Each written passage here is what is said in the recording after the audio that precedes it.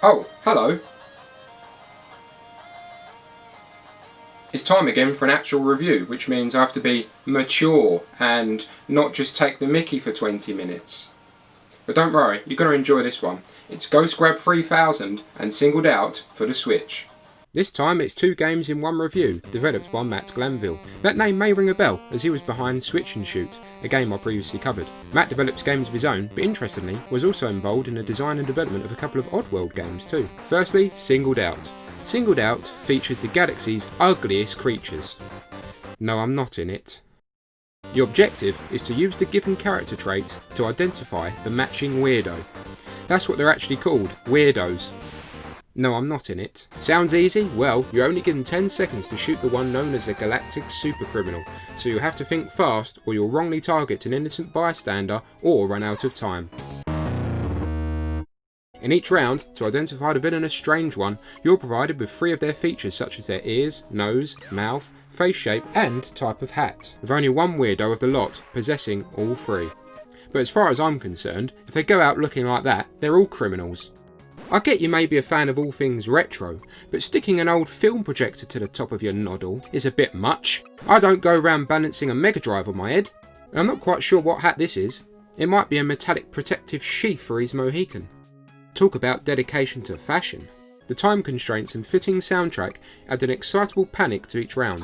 The faster you shoot, the higher your score, but shoot an innocent floating head and it's game over. There are 30 rounds in total with a final boss, and depending on how far you reach and how fast you successfully shoot your foes, you'll get an overall score to place on global and friend leaderboards, keeping you coming back for more. I did have some problems connecting to the leaderboards and updating my score at times, but I guess that's maybe because the game isn't out yet. You move the aiming reticle with the switch sticks, and my first thought was it would have been great to aim using the Wiimotes back in the day, although I'm not expecting a Wii port anytime soon. When playing in handheld mode, you can simply tap the accused weirdos instead, giving you that extra speed. There's also a practice mode that eliminates the 10-second limit in order to hone your identification skills, and reaching the end of normal mode unlocks memory mode, which removes the 3 descriptions after only a few seconds, giving a supplemental challenge for the more experienced galactic supercriminal disposer.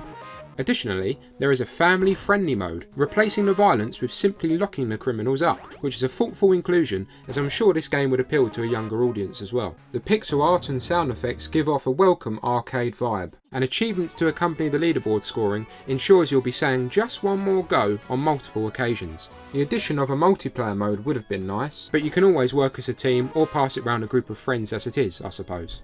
Singled Out is a simple but fun concept, executed well. It's a pleasing time passer, and its pick up and play nature, along with its addictiveness, makes it a perfect match for the Switch. Now on to Ghost Grab 3000. I'm afraid to say I haven't played the other 2,999 titles in the franchise. He's gone and told one of them bad jokes again, hasn't he? Humanity has vanished, and only cursed souls wander the world. No, I'm not in it. Effectively, we need to bust some ghosts. Who you gonna call? Well, Bill Murray threatened legal action, so we've booked Mega Man, who ain't too happy his body ran off. Not really. You play as GG3000, equipped with a grapple beam that grabs the ghoulies.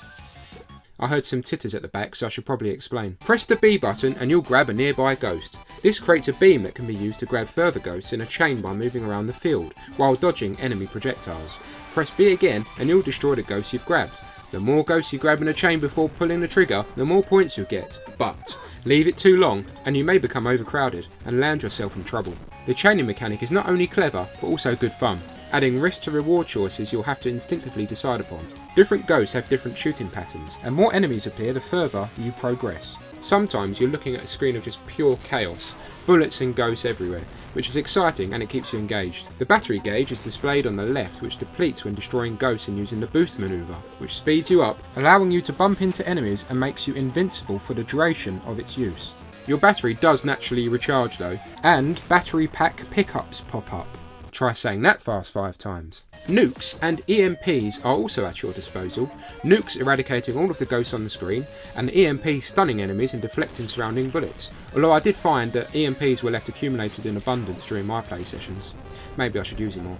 Absorbing bullets with your beam fills your battery as well, meaning more exciting risk to reward decisions. At the end of a wave, you're given the choice of 3 pickups to enhance your armory, and when your game concludes, you're awarded dollars which can be used to purchase upgrades in the robot shop, adding again an extra layer of personal strategy and varied gameplay.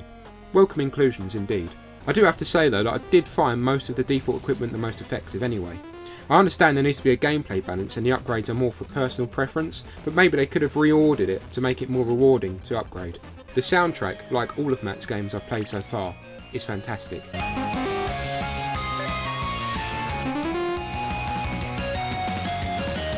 There is clear love and tribute to old school arcade action, epitomised by the pixel art style and catchy, retro-esque tunes on offer. You could easily imagine Ghost Grab 3000 being in an arcade cabinet, and I certainly would have poured my pennies in. With leaderboards ensuring your return to get your Ghost Grabbing fix, like both Switch and Shoot and Singled Out, Ghost Grab 3000 is highly addictive and great to just pick up and play if you have an hour or so to kill, thus perfect for the Switch. I can recommend both Singled Out and Ghost Grab 3000, both are highly addictive little games and I'll certainly be going back to them. Nice time passers on journeys if you've got your Switch handy. Both titles are to be released on the 3rd of July, but you can order early for a discount, so if you wish, links are in the description below. I've been Sorax, watch this space. Thanks for watching. The link to Matt's website is in the description below, so go check it out and keep an eye on his future projects. I know I will. He's a very talented developer and a lovely bloke too. I hope you find these kind of reviews useful. My main focus will be on the actual Sorax based episodes, because I'm just here to have a laugh basically. I'm going to mitigate my weirdness, my weirdo-ness I should say, by just saying bye, because I've already done the cringy catchphrase. So yeah, bye. See, I wasn't lying, it's fading out.